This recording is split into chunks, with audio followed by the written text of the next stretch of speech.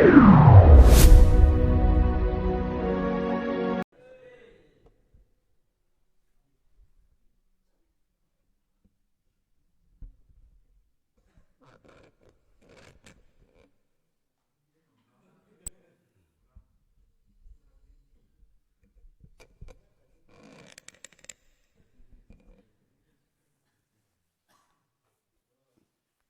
nih dari Uzbekistan kita.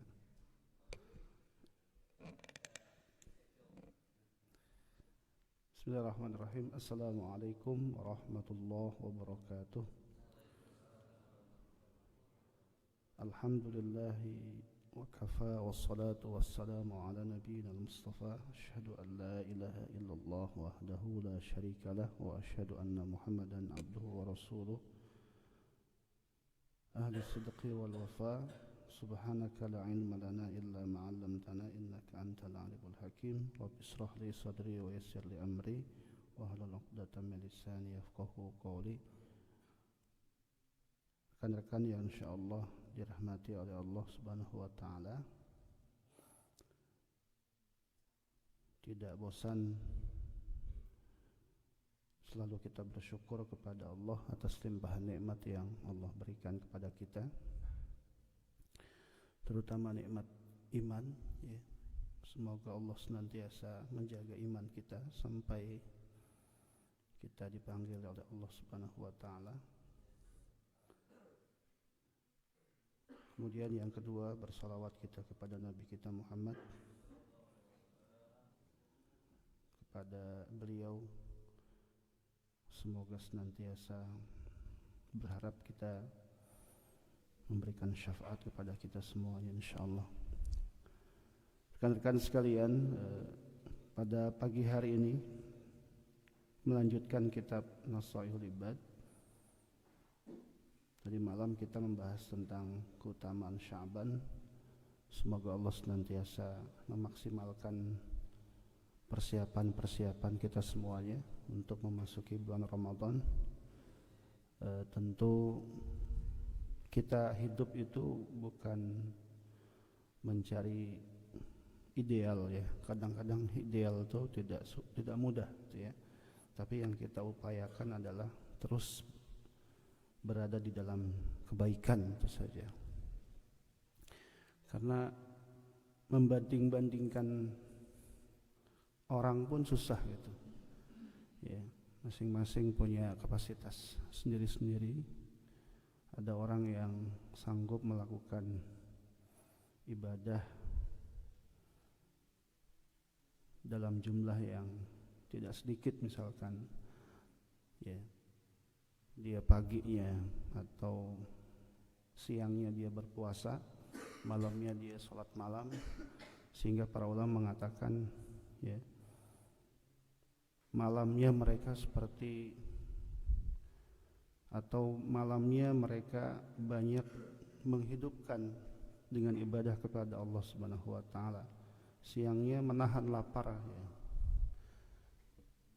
Kemudian yang wajib juga dilakukan itu enggak mudah, gitu, ya. Kadang-kadang kita tidak bisa melakukan hal itu secara sempurna, apalagi dengan segala keadaan yang kita rasakan di sini, gitu, ya. Pekerjaan yang saya rasa porsinya tidak mudah, ya. Capek, lelah dan sebagainya, ya. Sehingga walaupun kita minimalis dalam melakukan ketaatan kepada Allah Subhanahu wa taala, tapi yang harus dipastikan itu kita dalam kebaikan saja. Jadi makanya kebaikan itu tidak ada yang saya sudah baik, itu belum. Kita semua berproses, ya. Karena kita tidak pernah tahu akhir dari kehidupan kita, ya. Maka kita terus berproses jadi saleh, jadi baik, pastikan baik keadaan kita, niat kita selalu baik, kita melakukan kebaikan, gitu misalkan, ya, walaupun dengan keadaan-keadaan ataupun amalan-amalan yang mungkin, ya, tidak terlalu ideal menurut sebagian orang, gitu, ya, tapi minimal kita baik, ya, seperti itu. Teman-teman sekalian, di sini ada maqalah atau yang diartikan dengan perkataan al-maqalatus sabi'atu, perkataan yang ketujuh. Saya coba memangkas beberapa perkataan yang saya kira sudah sempat dibahas juga ya secara tidak langsung. Jadi ketika kita ngebahas satu topik, ternyata topik yang lain juga kebahas gitu ya. Jadi biar tidak terjadi pengulangan, maka saya langsung loncat saja ke al-maqalah as-sabi'ah. Nanti juga begitu, kalau saya kira ini udah terwakilkan dengan materi yang sebelumnya, maka saya kira tidak perlu dibahas lagi untuk efisiensi pembahasan, dan semoga kita bisa menyelesaikan kitab ini walaupun tidak secara utuh ya. Teman-teman sekalian, ya, di sini dari Daud an-Nabi an Daudin Nabi alaihi salam qala uhiya fi zabur ya. Dari Daud ya, Nabi alaihi salam qala, ia berkata uhiya fi zabur, diwahyukan di dalam kitab Zabur ya, atau dalam mushaf Zabur ya. Wa huwa kitabun unzila alaihi, dia adalah kitab yang diturunkan kepadanya. Jadi Zabur itu termasuk ya, kitab yang diturunkan kepada Nabi, yaitu Nabi Daud alaihi salam. Haqqun 'alal 'aqil ya. Ada hak bagi mereka yang berakal. Yaitu wajibun alaihi, wajib atasnya. Kepada siapa? Kepada orang yang berakal. An la yashtaghil illa bi thalathin. Ya, siogianya dia tidak sibuk ya, kecuali terhadap 3 hal. Minal khisali, atau 3 perkara. Jadi orang berakal itu menurut maqalah ini ya, siogianya dia sibuk minimal atas 3 hal ya. Jadi kalau kita mau disebut orang berakal dan akil, maka kita pastikan minimal kita sibuk dengan 3 hal, atau kita ya benar-benar memastikan bahwa 3 perkara ini fokus kita ya, kita kerjakan gitu ya. Nanti kalau tidak demikian, maka bisa saja paradoknya yang terjadi, atau kontraknya, atau sifat jeleknya dari orang yang berakal. Lawan dari orang berakal apa? Ya, tidak berakal gitu ya. Nanti kalau mau pakai bahasa-bahasa yang lebih, kadang Al-Quran juga menggunakan bahasa-bahasa yang menurut kita kasar, tapi memang itu yang digunakan oleh Al-Quran bahasanya ya. Bodoh misalkan ya, jahil ya. Bahkan ada yang lebih tegas lagi misalkan bahasanya, atau keras menurut kita. Tapi itu adalah satu bentuk pembedaan. Seperti halnya ketika Allah bicara nur, lawannya adalah gelap gitu ya. Cahaya lawannya adalah gelap. Maka Allah ingin memberikan satu perbedaan yang benar-benar beda gitu. Ketika lampu dinyalakan maka terang, ketika nanti dimatikan maka gelap. Allah ingin bilang bahwa ada perbedaan yang sangat ya, kuat antara saat waktu terang dengan saat waktu gelap gitu. Sama, Allah ingin juga mengatakan ada perbedaan antara orang yang berakal dengan orang yang tidak berakal. Ya, maka kalau kita ingin disebut orang yang berakal, pastikan pada diri kita itu dalam proses kehidupan yang kita jalani ya, adalah bahwa kita benar-benar ya, melakukan 3 hal ini. Yang pertama, tazawudi atau tazawudun ya, lima'adin, maaf. Tazawud lima'adin. Berbekal terhadap hari akhir. Nah, ini yang pertama nih teman-teman. Ya. Kita benar-benar sibuk tuh ngurus ya, Gimana bekal hari akhir kita? Gimana bekal hari esok kita? Ya. Itu harus kita pastikan. Benar-benar kita sibuk mikirin itu. Ya, jangan cuma mikirin dunia kita gitu.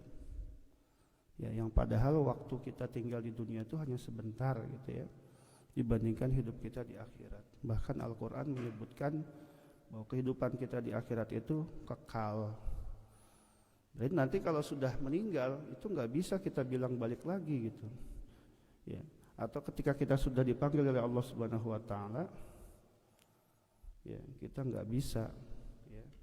Kemudian, ya berharap bahwa apa yang sudah kita lakukan, makasih Pak Edi, berharap yang sudah kita lakukan ketika itu buruk, ya kemudian di-delete gitu atau dihapus gitu, tidak bisa itu.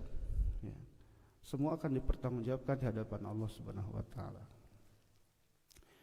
Misalnya dalam Al-Quran disebutkan fokus kita itu sebagai orang yang beriman adalah memastikan bahwa kita bertakwa. Ya, dan takwa itulah yang menjadi bekal apa?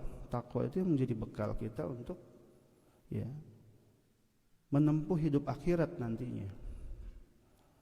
Ya ayyuhalladzina amanu taqullaha wal tanzur nafsum ma qaddamat lighad wattaqullaha innallaha khabirum bima ta'malun. Bahkan dalam hadis misalkan disebutkan juga bahwa orang yang cerdas itu adalah orang yang mempersiapkan untuk kehidupan akhirat. Ya, al-kayyisu, ya, orang cerdas itu ya mandana ala nafsihi, ya siapa yang kemudian dia fokus terhadap dirinya untuk mempersiapkan amal-amal di hari esoknya.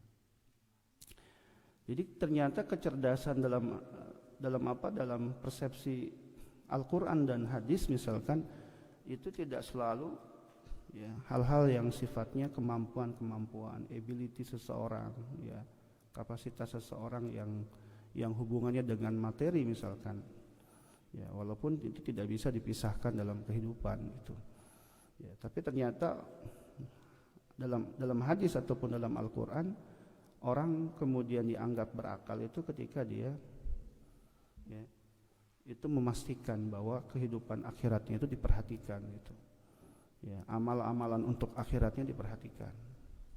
Ini harus kita pastikan teman-teman sekalian. Nah, makanya kalimat yang digunakan di sini adalah an la yashtaghil illa bi thalathin. Pastikan kesibukan kita dengan 3 hal ini. Yang pertama, sekali lagi tazawwud lima'adin, ya. Berbekal. Makanya sebaik-baik bekal itu adalah takwa. Apa itu takwa? Takwa itu amal soleh. Ya, takwa itu amal soleh. Pastikan melakukan amal soleh yang pertama. Baru yang kedua, meninggalkan hal-hal yang dilarang oleh Allah Subhanahu Wa Taala. Atau dalam bahasa yang sangat sederhana itu takwa itu apa? Kamu berhati-hati. Ketika kamu berjalan di situ ada duri, apa yang kamu lakukan? Kamu berhati-hati. Jangan sampai duri itu diinjak. Ya.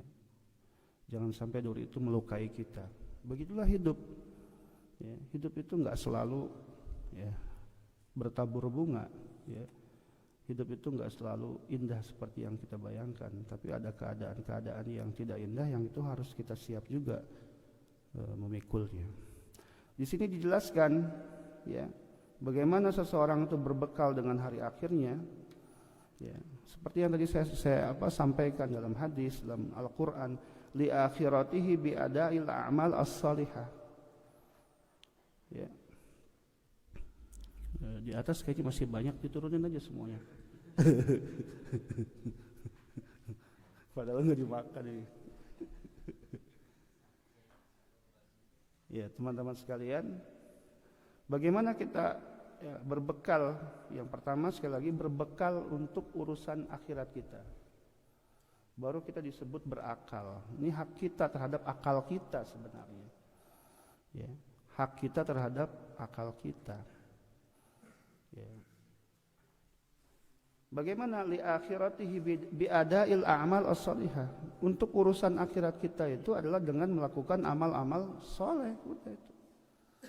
bukan amal-amal salah, tapi amal-amal saleh. Ya. Kayak saya pernah menulis satu kalimat ya, tausiah buat diri saya sendiri. Ternyata kesolehan itu luar biasa teman-teman. Ya, kesolehan itu luar biasa. Saya pernah dengar satu tausiah dari Gus Baha itu, ketika ditanya selama seorang penanya itu menanyakan seperti ini, bagaimana kita ini bisa beriman kepada kepada qada dan qadar. Kadang-kadang kita berdosa, bermaksiat misalkan, apakah itu juga bagian dari takdir gitu.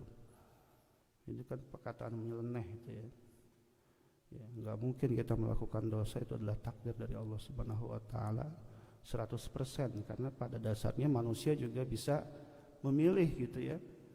Ya, apakah dia itu melakukan kebaikan ataupun keburukan gitu.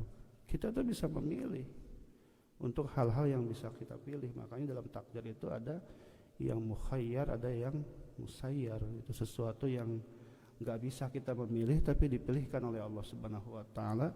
Tapi yang mukhayyar sesuatu yang bisa kita pilih. Nah, beliau menyampaikan juga hal yang lain itu, musbah itu. Kata beliau, keimanan kita kepada takdir baik dan buruk itu ternyata dipengaruhi oleh kesolehan kita. Ya, sangat melekat dengan kesolehan yang kita miliki. Artinya orang itu bisa menerima takdir apapun bentuk takdirnya, bahkan terutama yang buruk-buruk itu misalkan, atau yang tidak baik menurut kita, walaupun dalam persepsi Allah tidak ada yang tidak baik, semuanya baik gitu. Karena saya sering bilang bahwa ketika kita misalkan meminta kepada Allah Subhanahu wa taala, berdoa misalkan meminta kepada Allah, itu kan pilihannya ada 3 teman-teman. Ya. Yang pertama Allah kabulkan langsung. Yang kedua, kalau kita meminta Allah tunda, gak langsung dikasih, tapi Allah ngasih pada waktu yang tepat. Yang ketiga, kita minta tapi Allah ganti dengan hal yang lebih baik. Ketiga ya, doa itu kita minta ya dengan 3 cara Allah ngasihnya. Yang pertama, dikabulkan langsung sesuai dengan permintaan kita. Yang kedua, ya apa tadi? Allah kasih pada waktu yang tepat, bukan sesuai dengan permintaan kita. Kita minta sekarang tapi ternyata Allah ngasihnya enggak sekarang. Allah kasih pada waktu yang tepat, karena Allah lebih tahu kapan waktu yang tepat bagi pengabulan doa kita. Yang ketiga, Allah ganti dengan hal yang lebih baik yang tidak sesuai dengan permintaan kita saat itu gitu. Buat kamu bukan itu yang terbaik, aku lebih tahu hal terbaik untukmu, ini yang aku kasih. Allah ganti ya. Saya pernah 2019 ya, di 10 hari terakhir itu, makanya nanti tolong jangan sampai disia-siakan itu ya. 10 hari terakhir di bulan Ramadan itu ya, i'tikaf walaupun sebentar, apalagi di malam-malam ganjil, minta sama Allah. Itu adalah malam di mana takdir itu ditentukan. Jadi kita benar-benar meminta kepada Allah saat itu. Dan banyak orang yang gak meleset dari apa yang dimintanya di malam-malam ganjil itu. Saya minta itu sama Allah, ya Allah, kalau saya memang ya ditakdirkan ke sini lagi, ke Korea lagi, saya mau dengan istri, keluarga istri bisa melanjutkan S3 di sini. Ternyata nggak begitu. Saya juga minta ya Allah biar bisa berhaji dengan istri di sini. Ternyata nggak begitu. Permintaan kita begitu, Allah ngasihnya dengan cara yang berbeda. Tapi apakah Allah nggak kabulkan? Dikabulin semuanya.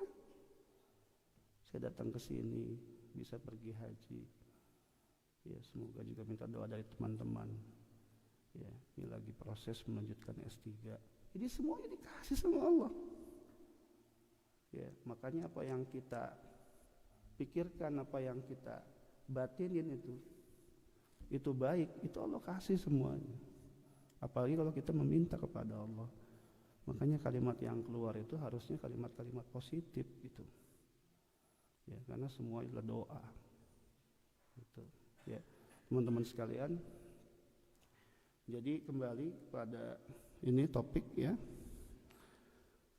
Yang pertama, pastikan bahwa kita fokus serius menyiapkan hari akhir kita. Ya, yang paling mudah saja, misalkan bicara umur ya, apa umur kita digunakan. Umur itu dalam Al-Quran satu diksi dengan kalimat memakmurkan masjid. Innama ya'muru masajidallah man amana billah. Dalam bahasa kita umur, bahasa Arab kata amara ya'muru itu umron. Bahasa kitanya usia. Apa hubungan kata umur dengan memakmurkan masjid? Ternyata produktivitas usia kita selama hidup ini, kalau mau produktif, mau isinya amal soleh, jangan jauh dari masjid. Itu ya, produktivitas usia kita itu, amal soleh kita itu diukur dari sejauh mana kita dekat dengan masjid. Makanya kemudian misalkan umur ini sesuatu yang akan ditanya. Madza afnaita min umrika? Apa yang kamu habiskan untuk usia kamu? Amal soleh atau amal salah? Gitu. Ya. Apakah engkau mengisi dengan hal-hal yang positif? Gitu. Maka kemudian ketika dihubungkan dengan sesuatu yang hubungannya dengan hari akhir pun, ya disebutkan dalam hadis sab'atun. Ada 7 golongan. Yauma la yadhillu illa dhillu. Ada 7 golongan yang akan diberikan naungan oleh Allah Subhanahu wa taala. Salah satunya adalah syabun qalbuhu mu'allaqun bil masajid. Seorang pemuda yang dia senantiasa hatinya terikat, melekat dengan masjid. Melekat itu artinya memang sering datang. Taklim, kajian, ya. Luar biasa, sholat walaupun mungkin gak bisa 5 waktu, dijaga betul, sholat subuhnya berjamaah, dijaga betul, sholat maghribnya berjamaah, isya'nya berjamaah. Itu cara kita memproduktivitaskan usia kita, umur kita dengan dekat dengan masjid. Karena tadi diksi yang Allah gunakan ternyata mirip, ya. Kata innama ya'muru masajidallah itu masdarnya adalah umron. Umron itu umur atau usia. Maka orang kalau mau dianggap memakmurkan umurnya atau memproduktivitaskan umurnya, yang kita bahasa Arabkan dengan kalimat memakmurkan, itu artinya kan produktif. Itu dengan cara usia kita jangan sampai jauh dari masjid gitu. Nanti sampai di rumah juga begitu, jangan sampai cuma di Korea saja. Ya, ke masjidnya rajin, sampai rumah boro-boro, padahal rumahnya samping masjid. Itu. Sholatnya beda sama saya. Udah itu selesai hal-hal seperti itu. Dekat dengan masjid, sholat di masjid. Masalah perbedaan cuma masalah khilafiyah, fiqhiyah saja itu. Dia nggak pakai kunut, kita pakai kunut, atau sebaliknya kita nggak pakai kunut, dia pakai kunut. Udah itu udah selesai, nggak usah dipersoalkan. Kalau kita mengatakan itu salah, Syafi'i salah dong. Apa kurang hebat kita, lebih hebat kita dibanding Syafi'i? Kan enggak. Itu hanya permasalahan, ya, fikih yang wilayahnya memang bisa berbeda. Yang kedua teman-teman sekalian, wa mu'natun lima'ashin. Ya. Hal yang kedua, ya, yang harus dilakukan oleh orang berakal atau hak atau fokusan sibuknya kita itu adalah, ya, mu'natun lima'ashin, mencari nafkah untuk kehidupan kita. Itu orang berakal begitu. Ya. Apalagi kita laki-laki, habis-habisan kita cari duit, ya, habis-habisan kita cari nafkah buat apa? Buat keluarga kita. Kerja keras, ya emang harus kerja keras, nggak apa-apa. Ya. Melakukan apapun yang kita bisa untuk memberikan tanggung jawab, dan itu semuanya menjadi apa? Menjadi ibadah bagi kita. Itu termasuk ibadah yang luar biasa bagi seorang laki-laki yang sudah menikah, ya, dan itu yang memuliakan dia sebagai seorang laki-laki. Jangan bermalas-malasan, gak ada istilahnya orang malas itu, ya, dia akan lebih baik hidupnya, itu gak ada ceritanya, ya. Dan di sini juga disebutkan qiyamu bi amrin kifayatihi wa saunihi, ya, wa marmati lima'ashin, ya, wa islahihi. Jadi kenapa kita harus mencari nafkah untuk kehidupan kita? Memang kehidupan ini nggak bisa dilepaskan dari itu semuanya. Kita hidup ini identik dengan dunia, walaupun kita nggak boleh cinta terhadap dunia. Kita mau pergi haji harus pakai uang, kita mau sedekah harus pakai uang, anak sekolah harus pakai uang, mau ngasih pendidikan terbaik harus pakai uang. Ya harus kerja keras, gitu. Jangan malas-malasan, ya. Manjadda wajada. Siapa yang bersungguh-sungguh dia akan dapat. Tidak mungkin orang tuh akan istirahat dengan istirahat, kata para ulama. Maksudnya apa? Nggak mungkin orang akan mendapatkan nikmat setelah kerja keras dia kalau dia hanya istirahat saja, diam-diam saja gitu. Hanya orang yang akan beristirahat ketika dia tidak beristirahat, dia benar-benar bekerja. Siangnya untuk mencari nafkah, malamnya untuk beribadah kepada Allah Subhanahu wa taala. Bangun malam minta kepada Allah Subhanahu wa taala. Ya, yang kedua, nafkah untuk kehidupan kita, ya. Mu'natun lima'ashin. Terakhir, ya, karena waktu yang batas kita, nanti ada 10 menit buat pertanyaan. Ya, saya sampai jam 7 maksimal. Wa talabu, ya, ladzatin bihalalin. Mencari kelezatan dengan yang dihalalkan oleh Allah Subhanahu wa taala, atau bahasa gampangnya apa? Nyari rizki yang halal. Karena penjelasannya di sini fa inna kasbal halali wajibun. Sebab mencari, ya, nafkah yang halal itu sifatnya wajib. Pastikan itu. Terhindar dari riswah, suap menyuap, terhindar dari, ya, berbohong, terhindar dari riba, terhindar dari, ya, menipu orang. Rizki yang kita cari itu benar-benar halal gitu. Itu kerja keras kita, bukan kerja bohong kita. Ya, kerja yang amanah yang kita lakukan. Tidak ada mengalir, karena begini. Kalau yang kita, ya, cari nggak halal, buat kita jelek, buat anak jelek, buat istri jelek, ya, buat semua jelek.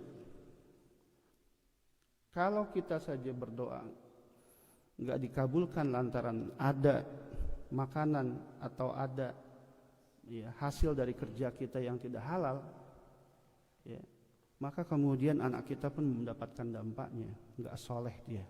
Kita teriak-teriak minta sama Allah biar anak kita soleh. Bangun malam kita minta kesolehan buat anak-anak kita. Tapi perangkat-perangkat, pendukung-pendukung untuk kesolehan itu tidak kita penuhi, mustahil. Ya, itu bagaikan fata morgana. Meminta surga tapi nggak beramal soleh. Mau kaya tapi nggak kerja.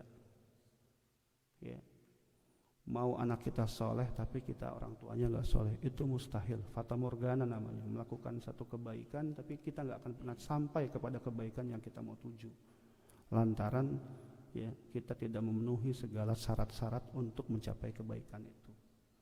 Ya, jadi pastikan itu kasbul halal, itu pastikan mencari rizki yang halal, ya, itu harus dipastikan. Jadi hidup ini bukan banyaknya yang menjadi prioritas, tapi halalnya, berkahnya. Makanya kalimat halal itu maknanya dalam bahasa Arab apa? Halal itu menenangkan. Halal itu sesuatu yang menjadi solusi bagi kita.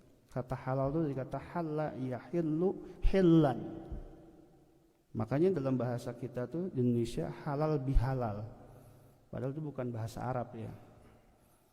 Atau bukan bahasa yang muncul dari orang Arab. Orang kita, bahasa Arab yang diindonesiakan. Ya, tapi kalau kita maknai secara dalam, ya ada sisi positifnya. Ya, kata halal itu artinya punya masalah suami istri, ya, jadi halal itu masalahnya selesai. Halul muskilat namanya. Ya, ada orang yang tadinya tidak halal, setelah menikah jadi halal. Semua yang nggak boleh dibolehkan, itulah halal. Yang tadinya kita ada jeda, ya, ada apa? Ada batasan dengan Allah. nggak bisa nyampe kepada Allah segala permintaan yang kita minta lantaran tidak halal, tapi gara-gara apa yang kita cari halal nyampe kepada Allah, itulah halal. Tenang kita, walaupun sedikit tapi tenang, itulah halal. Makanya memberikan keberkahan dalam hidup kita.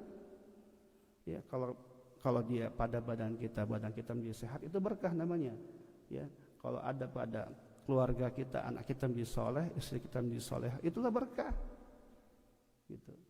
Ya, itu yang kita cari. Bukan intinya banyak, bukan. Apalagi kalau sudah banyak berkah. Bukan banyaknya yang kita cari. Makanya dalam beramal soleh pun bukan banyaknya. Sedikit nggak apa-apa, tapi istiqomah. Ya. Istamarra wa in qalla. Terus menerus walaupun cuma sedikit.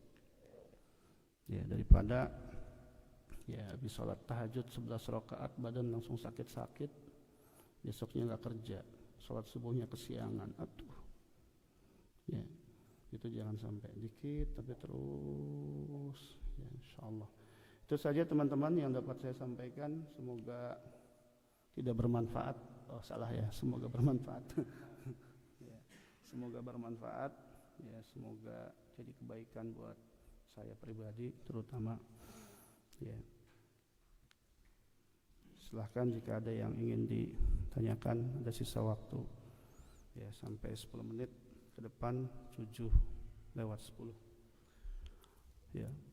Allahu minkum. Assalamualaikum warahmatullahi wabarakatuh.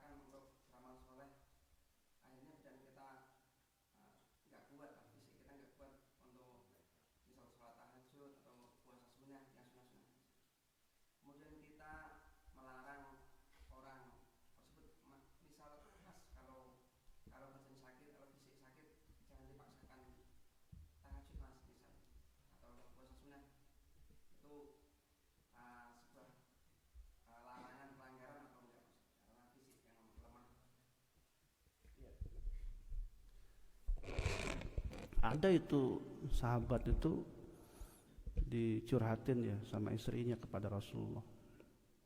Jadi kata beliau, Rasulullah, suami saya itu luar biasa salatnya, sedekahnya, salat malamnya, tapi saya nggak pernah disentuh.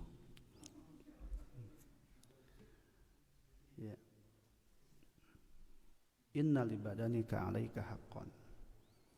Semua itu punya hak. Ya, hidup itu ya ada porsinya semuanya. Gitu. Ya. Kita harus berikan porsi-porsi itu pada bagiannya masing-masing. Badan kita juga punya hak untuk istirahat. Kayak kita misalkan tidak proporsional terhadap tubuh kita. Kita cuman mikirin fisiknya saja. Apakah orang-orang yang mereka itu tiap hari nge-gym dan lain sebagainya dipastikan sehat? Belum tentu juga.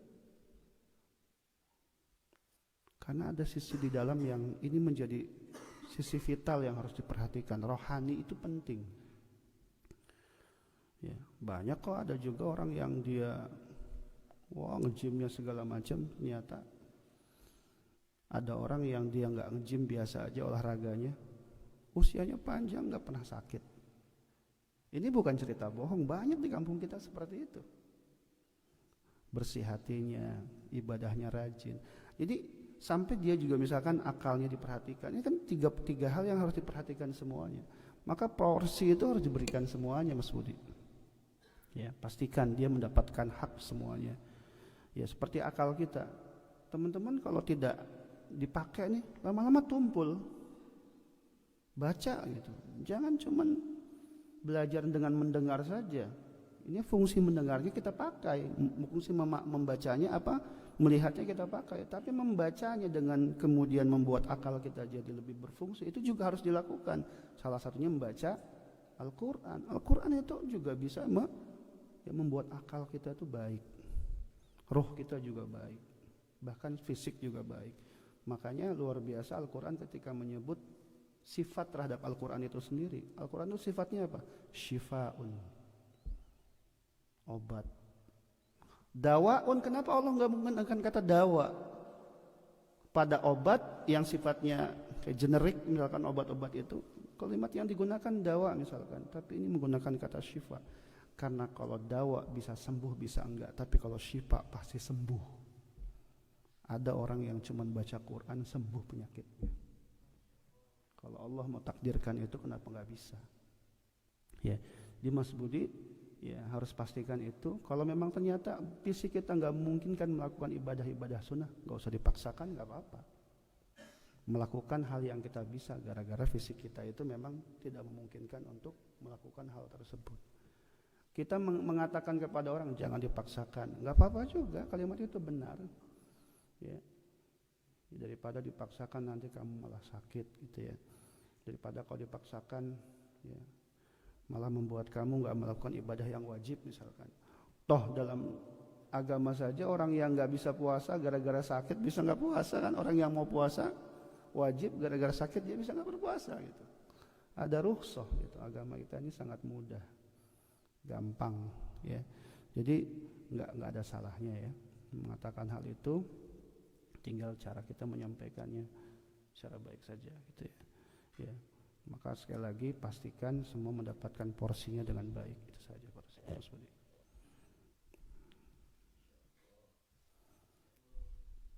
Silakan yang lain, ada satu pertanyaan lagi lah. Oh, Pak Edi lagi, Mas Budi lagi.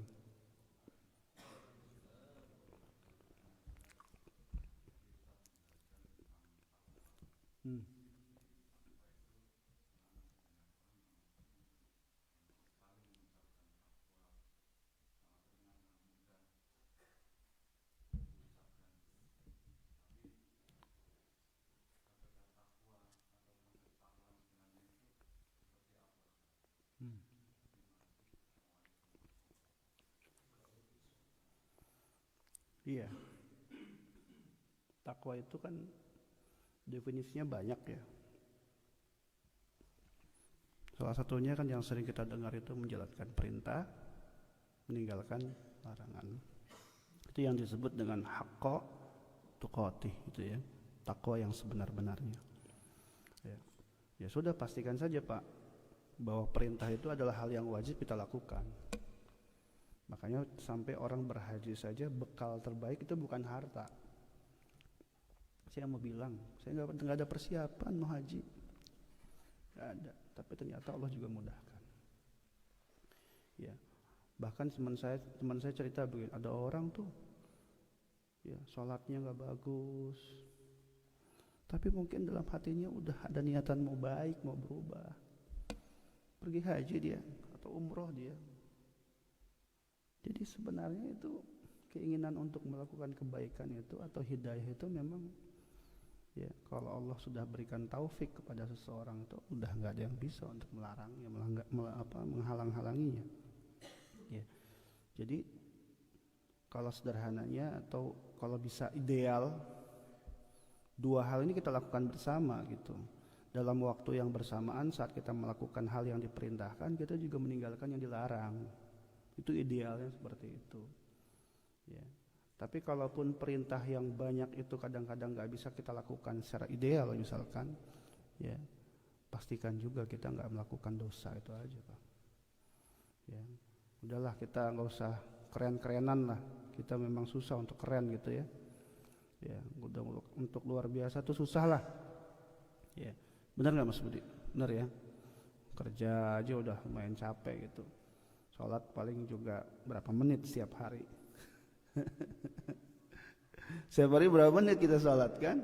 Sholat zuhur, sholat asar, sholat maghrib, sholat isya. Coba aja kita lihat itu. Gak bisa keren-kerenan lah ya, tapi yang pasti adalah pastikan bahwa yang wajib itu jangan sampai kita tinggalkan ya. ya Mas Zen ya, walaupun di laut tetap sholat nanti, jangan sampai nggak sholat. Ikan saja ibadah, masa kalah sama ikan? Ikan itu sholat, itu mereka taat semuanya sama Allah, nggak ada yang bermaksiat kepada Allah Subhanahu Wa Taala. Masa kita kalah dengan mereka? Ya, jadi kita pastikan itu Pak, pastikan juga tidak melakukan dosa. Itu aja udah Pak, ya walaupun minimalis lah, ya. Dibikin sederhana aja lah, gitu. Cari yang gampang-gampang saja lah, jangan terlalu mempersulit diri kalau memang nggak bisa, gitu. Nggak bisa sholat qobliyah ba'diyah karena cuman bisanya menjaga sholat wajibnya karena waktu yang terbatas di tempat kerja. Sudah sholat wajibnya saja. Ngapain kita pusing-pusing kok? Orang kita nggak mampu kok, dikejar-kejar sama pekerjaan, ngapain gitu? Bagaimana, kayak misalkan ada pertanyaan, bagaimana nanti kita puasa biar maksimal puasa kita? Nyata nggak gampang juga dengan tempat kerja yang seperti sekarang ini. Jenengan bisa puasa itu luar biasa kata saya. Nggak usah mikir mau baca Quran tiap waktu puasa, tiap siang-siang kita baca Quran. Nggak usah, udah mikir pusing amat mikirnya. Jenengan bisa puasa itu luar biasa. Itu aja yang menjadi niat. Ya Allah mudahkan ini sebagai amal soleh saya. Ya Allah. Jangan mikir, wah gimana caranya biar nggak puasa ya, dapat rukhsah ya. Itu jangan begitu. Itu aja udah pastikan. Ya, insya Allah dengan begitu perintah-perintah yang Allah perintahkan kepada kita bisa kita selesaikan. Ya kan kayak kita kerja Pak, kalau perintah itu nggak dikerjain kan gimana gitu kan? Harus pastikan dikerjain. Biar kita bisa diapresiasi sama Allah gitu. Biar kita bisa diapresiasi sama sajang kita gitu. Nanti nggak dapat gukmin dari Allah Pak. Ya, nggak dapat gukmin dari Allah. Ya kan? Gara-gara kita nggak ngelaksanain perintah Allah gitu. Ya, itu aja ya. Mungkin karena waktu udah lebih 5 menit, 4 menit. Ya, oh lebih 2 menit ya. Ya, itu saja Pak Edi. Semoga kita semuanya. Ya, jadi yang pertama tadi apa? Pertama apa? Ayo, pertama apa? Bekal apa? Bekal akhirat. Berarti kalau nggak dengar, kalau nggak tahu nggak dengar nih. Yang kedua, mencari nafkah, ya, mencari sesuatu untuk penghidupan kita selama di dunia. Yang ketiga apa? Mencari yang halal, ya, mencari nafkah yang halal. Itu pastikan 3 hal ini. Semoga Allah jaga kita insyaallah ya. Saja, terima kasih, mohon maaf. Assalamualaikum warahmatullahi wabarakatuh.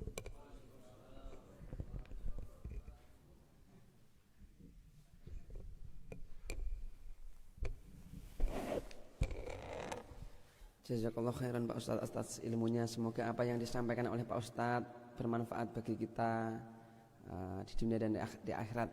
Amin Allahumma amin. Baik teman-teman, langsung saja kita tutup. Dari saya mohon maaf sebesar-besarnya. Kita sempurnakan doa dengan doa kifaratul majlis. Subhanallah wa bihamdika asyhadu an la ilaha illa anta astaghfiruka wa atubu ilaik. Wassalamualaikum warahmatullahi wabarakatuh. Jangan lupa ya nanti jam 8